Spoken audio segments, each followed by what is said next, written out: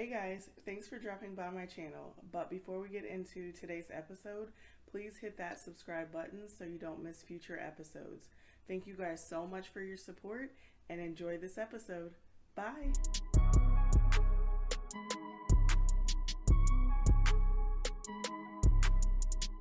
Hey guys, thanks for joining me on this episode of Flight of Fancy. I'm excited to introduce Akura and Navon.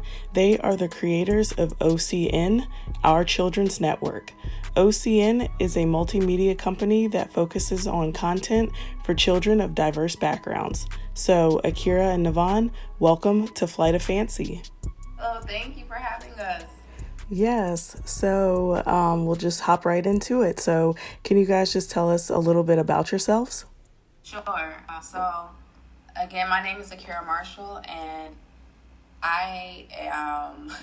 I have a rather interesting story. I think I grew up in Germany. My father was in the military, so I ended up spending a lot of my rearing years in Germany. And then I traveled in several different states during his military career. So I got to see a lot of different cultures and experienced a lot of different things that I know would be the norm for an American. I went to Bowie State University and got a degree in communications. I interned at BET. My junior year of college and ended up getting a job by the time my senior year started. I was there for 12 and a half years. I was an editor. I've done anything from the BET Awards to Bobby Jones to reversioning content for the BET International networks in Africa, the UK, South Korea. They're in a bunch of different places, but I wound up, by the end of my career with BET, I wound up being a project manager and an editor. So,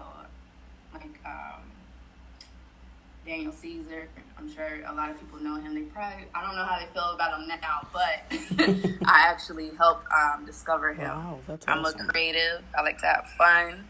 I love children. I love culture. And I think that's about it. So, Navon, can you tell us a little bit about yourself? My background is more so in events, like marketing and events. I pretty much back in like 2005 or 6 started doing like open mics and like kind of like gradually morphed it into like actual like national artists, where we were able to grow, our event space from maybe doing like luckily to do like maybe like 200-300 people to like maybe like 1,500-1,600 people or what have you. Like we work with everybody. I don't know if you're familiar with the DC area, but we do a lot of stuff with like the Howard Theaters.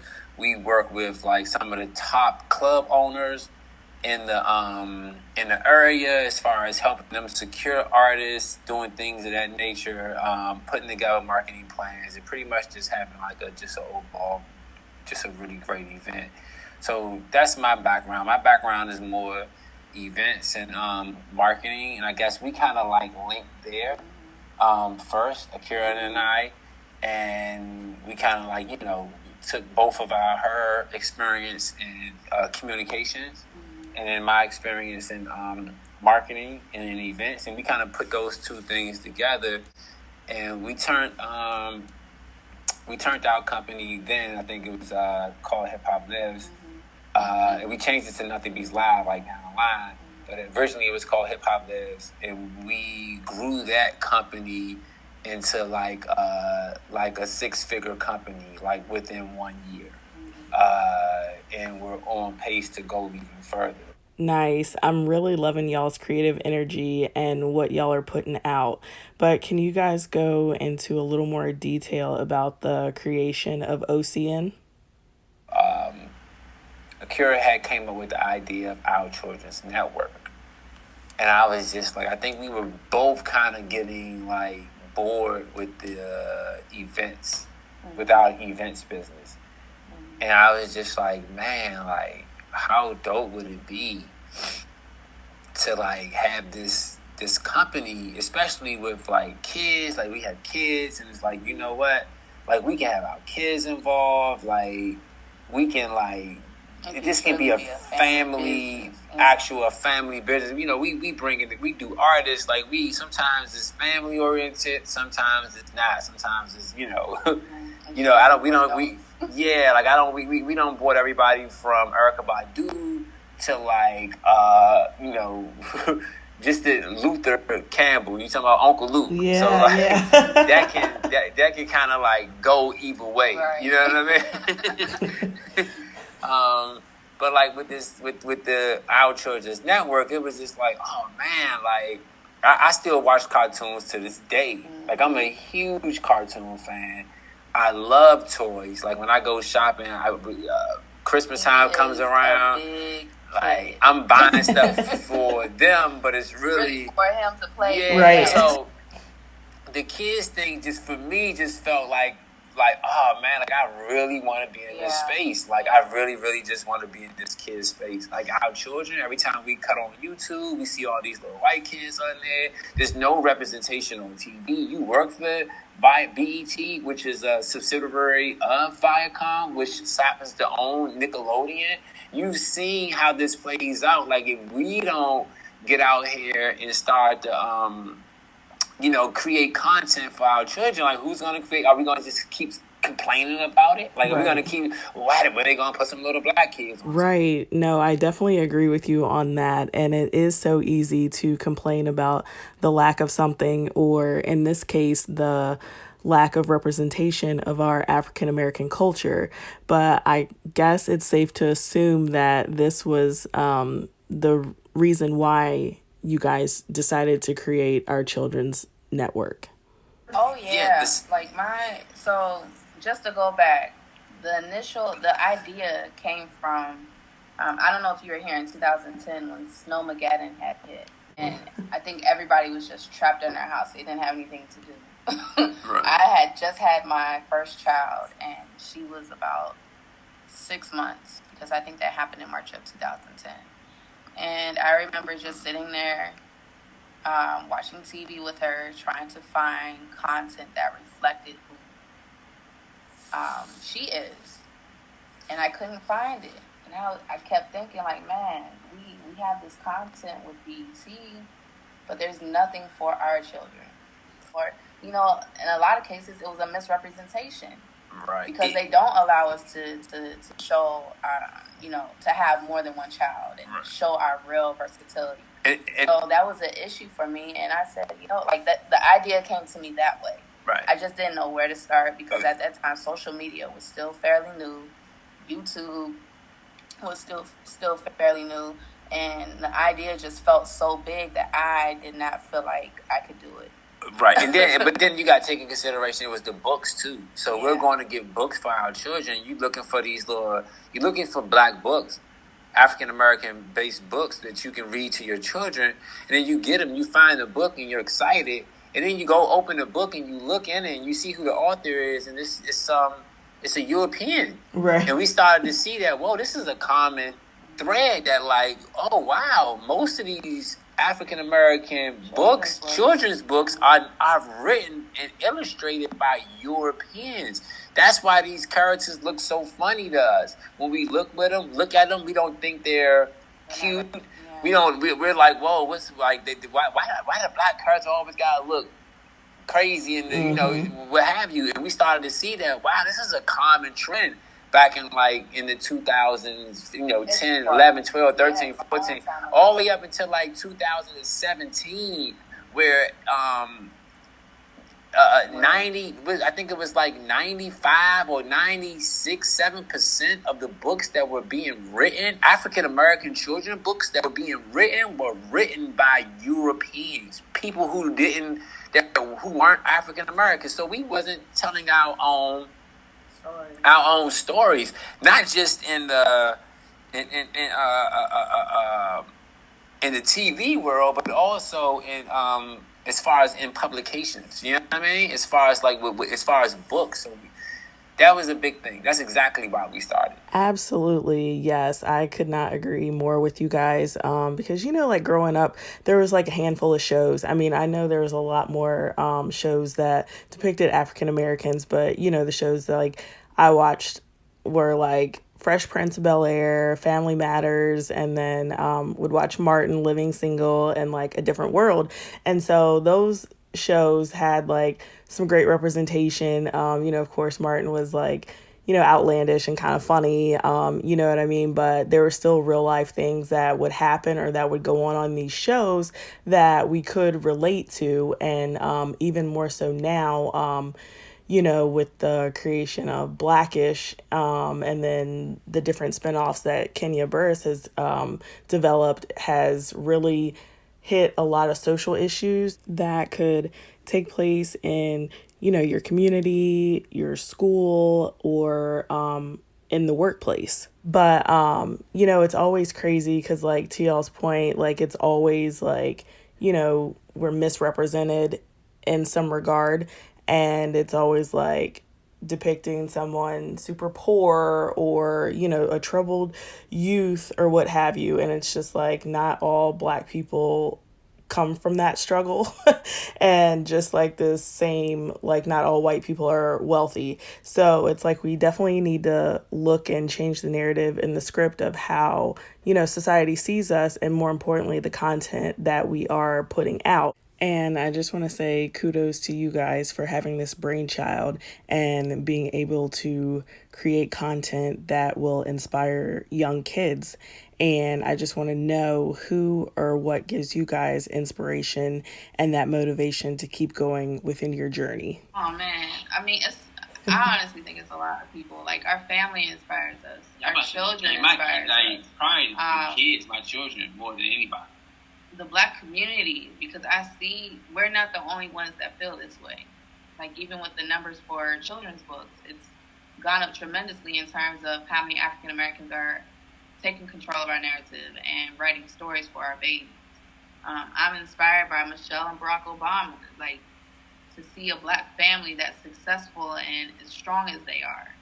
I'm inspired by my father, my mother. I'm inspired by everything that I come across, good or bad, because it, I feel like it helps me evolve as a person and want to continue to fight to make sure our children have a narrative of their own. Absolutely. Navon, how about you? Who inspires you to keep on your journey? I know you said your kids give you that push, but are there any other individuals out there that inspire you? It's not a who, it's more of a what inspires me. You know what I mean? It's the circumstances. It's looking at seeing the lack thereof in the market and saying, wow, this isn't here, and I want the opportunity to get it out there. So it has to be perfect. You know what I mean? Yeah, I do. And I really like both y'all's responses. It's like you guys both hit, both aspects of the question. Akira, you had the who, and then Navon, you had the what's. And together you guys have the right vision for the plans that's already been laid out. So I think that's really huge, that y'all are, on the same page with what you're trying to create. But I just wanted to throw the question out to you guys and just see what advice you guys would have to someone who is thinking about starting a business or someone who has already taken those steps and has started their business. I'll speak to people that are looking to get into business. One advice for them. One. Start. Right. Read. Research. Take advantage of SCORE. SCORE is a free government program. And literally you can find a mentor for anything, whether it's legal, accounting, operations, whatever. They have it. It's free. Hey, look. Take advantage of the services that we're using our taxes for. Amen. Don't quit your job yet. Right. I mean, no, unless you've charted a path don't be scared to quit your job. Yeah, don't be scared. I actually left BET. I'm not saying don't quit but I'm not going to tell you to quit your job, but don't be afraid to leave either. You understand what I'm saying? Just start that path forward. You know, I just had I just had a jewel. Because yesterday we was talking, and I had a realization, and I'm going to give y'all this, and I'm telling you, like, I'm going to give you guys this. Like, when you're starting a business, we have a great idea, like, inevitably, we start to have a bunch of ideas that go with that idea. And then we start to try to do too much at a time. You know what I mean? You're trying to do too much. You started off as just trying to sell books.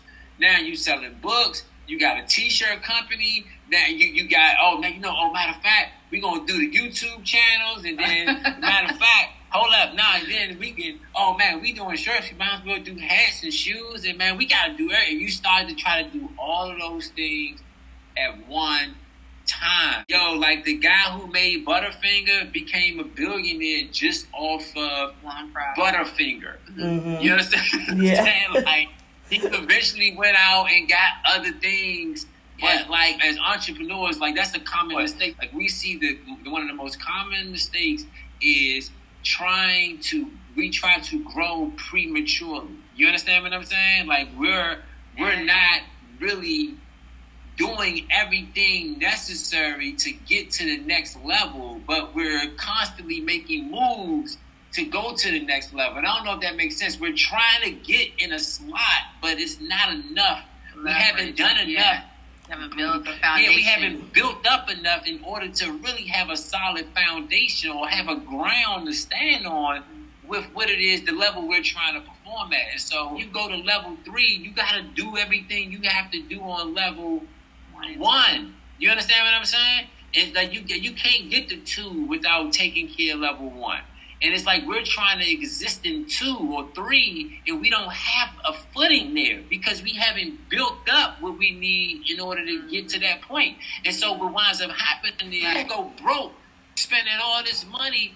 We went out here and we got our own trademark. We did our own copy. We didn't pay lawyers for that because we did the research. You understand what I'm saying? We did the research. We read. So we didn't go out and spend $1,500 for a trademark, for 2 trademarks, or $2,000 for a trademark. We spent cost on a trademark, which is about $230 something. Even our website, like it bust my ass.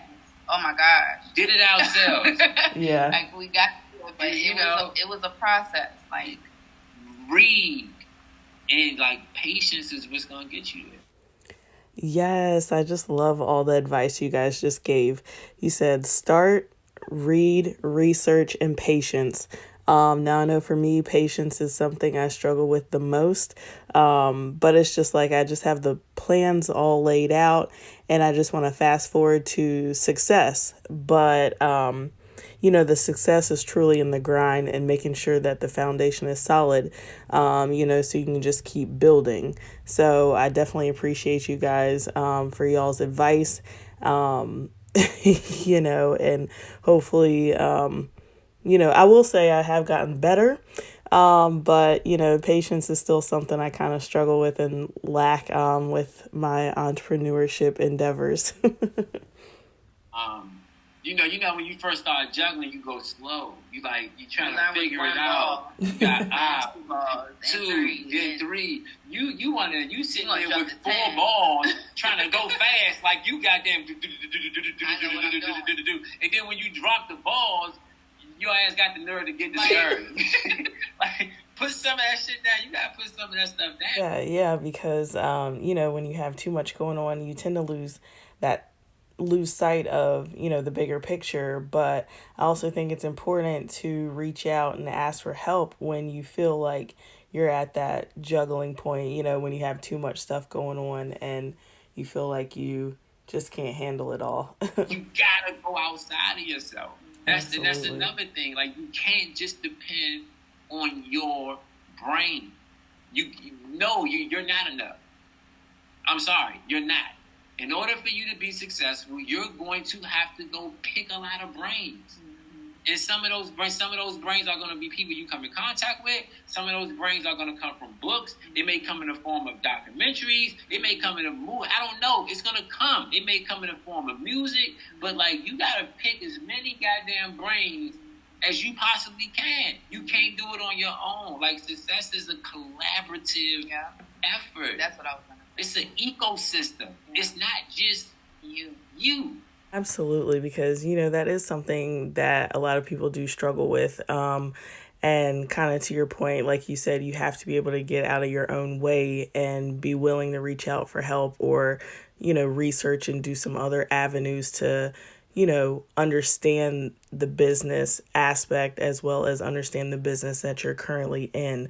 I'll say for me, it's been, you know, very rewarding with the other business endeavors that I have going on right now. I've definitely reached out and enlisted some help, you know, and it's just been really great just being able to bounce ideas off of one another because, you know, just solo, you know, you have good ideas and things like that, but just being able to, you know, share those with your counterparts and then them maybe having, you know, better ideas is also, you know, been really great. But, you know, a lot of people do tend to struggle with being able to ask for help and just, you know, being vulnerable and getting that information. And that also brings me to, you know, my next question. So since you guys have created Our Children's Network, what struggles or successes have you guys experienced since the creation of your company? I know a struggle for me because I'm headstrong. A lot of times I think, oh, if I have an idea, this is it. But what I've learned is that, hey, sometimes that idea may be great, but you have to work on it.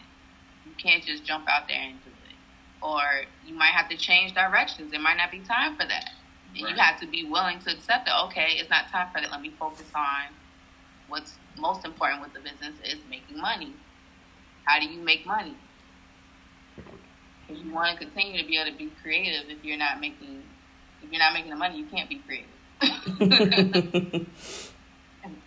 So it's Yeah. You got anything to add? No, that's it. Yo, like I said, like I can't stress it enough. Like that's just really get outside of yourself. Just really get it, you know, any opportunity. Like my network is huge because every time I buy a book, my network expands. So what, what's the top maybe 2 books or a podcast that you guys might be interested in or where you guys are getting your knowledge from? The top 2? I know it's hot, right? It ain't even that. It's my top 2 books right now would be Emotional Intelligence and 7 Habits. The 7 Habits of Highly Effective People are it's probably my favorite book in a long time. Like, I love that book, right? But Emotional Intelligence is just an idea that I think that's just lost on our community. I think it's lost on our community, and I think that's now the 7 Habits is going to teach emotional intelligence as well. But emotional intelligence, and just really the name and the whole idea of it is that's what's missing in our community. Emotional intelligence has been replaced with keeping it real. But the emotional intelligence is what's going to make us come together. You know, emotional intelligence is what's going to make us really empathize with each other. Yeah. To really have that empathy, to really just instead of always just trying to be understood, I'm trying to understand. But that also translates in the business world where we don't really understand each other. And so we can't come together. This is why we can't come together as a people. Oh my goodness. Like I had that conversation with one of my friends earlier this week, because she's actually one of my members that's going to be helping me with this nonprofit that I have going on. And, that was one of our main things that we were kind of touching on, just like about how other cultures can just work together and like just grow in whatever it is that they're trying to accomplish. And then, but like with us in our community, it's always like a clash or a struggle. And, sometimes you have the good parts of it where you can be successful and do things with one another, but more times than not, it's always that clash and that struggle. But yeah, definitely, I like that with the whole understanding and everything first, before, you're just spouting out like where I'm coming from and all that. Because a lot of times we only take in consideration our thoughts and our views without reflecting on the other person. And, with my 9 to 5 right now, that is one thing that, we do touch on, is also giving the why behind I'm asking you to do something. So then that way it's a clear communication between both parties. But, Akira, what books for you are on your list? Well, he took. I think we both like those are both y'all's. Yeah, he took them, but I will add just so other people can get books. Definitely. That we read. I recently read what was called 4DX, or the 4 Disciplines of Execution, and it talks about what Vaughn was saying in terms of sticking to one idea before you start trying to do 10 or 12 different ideas. Like set a few goals and stick to that for the year. Do not deviate. I don't care how great an idea sounds. Just write it down. Save it for later. Stick to those goals. That book helped me a lot, just in terms of focus. Another book. Hey, what's another one? Shoot, man. No. It's I would I'm reading a book. The book that I'm reading right now is called The Adventures of Business. Mm-hmm. What I would read though, if I was somebody, I would definitely read Contagious. Contagious tipping point. If you're running a business, I'm reading this book. It's called The Adventures of Business right now, and that book is like crazy. Like it's just talking about that. I think that book is just like it documents like companies like Ford Motors and like different, like when they was in court and they did like it's documenting cases of like some of the biggest companies in America. Okay. Yeah, that Adventures of Business seems like something I would be interested in, just with my background of just, like reading up on cases and things like that. But I've definitely heard of The 7 Habits of Highly Effective People, but I've never read it. So I might have to get my hands on that book. But you guys have definitely given not only myself, but my listeners a lot of books to be on the lookout for. So I definitely appreciate you guys for that. But you guys have both accomplished a lot. And so I just want to know, like, what's to come next for you guys in your journey with OCN or anything else that you guys have going on. A lot of growth. like filling up those cubicles, like we were talking about earlier, those little slots. Like we just want to just keep filling them up until we get to level 5. That's real. No, I like that. And then figure out of that. You know what I mean? How do you grow out of that? But just filling up those. Well, I like it. I have all the confidence in the world in the both of you guys, because you guys have done a lot of great work, thus far. And I'm just excited to see what you guys do, down the road as well, because I'll definitely be keeping my eyes on you guys. Thank you. We really appreciate you. Absolutely. But before we get out of here, though, where can my listeners find you guys? Like what website, social media platforms, where can they check out Our Children's Network? So Our Children's Network has a website, ourchildrensnetwork.com. you'll see, as far as our products, but you also see just the events, the giveaways. We have YouTube videos, so you can go there and check out some of our YouTube videos, and go check us out. I think that's it. But yeah, everything you can get to everywhere. Get to us at ourchildrennetwork.com. Awesome. Well, I just want to say again, thank you for being on Flight of Fancy and just being able to share your story and just telling my listeners a little bit more about Our Children's Network. Thank you. We really appreciate you. Absolutely. Well, guys, that concludes another episode of Flight of Fancy. I hope you guys enjoyed listening to Akura Navon, but until the next episode, keep creating. Bye.